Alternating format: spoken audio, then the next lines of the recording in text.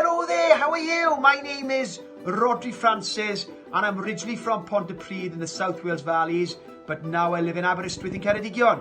Well, this year's been very difficult, as we all know. Everyone's staying at home and keeping a distance to protect each other. But why not bring a smile to somebody's face this weekend? After all, it's St David's Day on Monday, and here in Ceredigion we have a very special challenge for you. Carry Cennin! Yes, that really does mean love leaks. So that's what I have got in my hand. So that's all you have to do with this is to throw the leak and nominate 3 other people to do the same.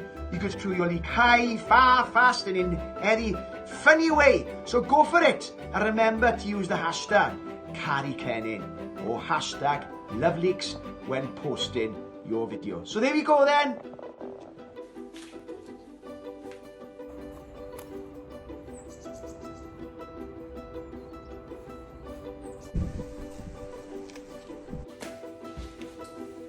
Oh, thank you.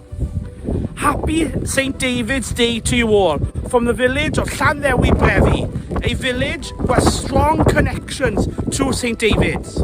Now, remember, stay safe and do the little things. Gwnewch y pethau bychain. Now, I nominate you.